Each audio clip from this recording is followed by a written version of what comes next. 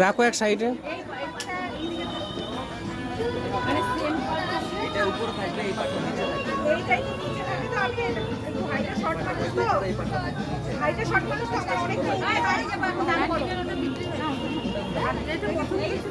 বললাম এটা নিয়ে যাও।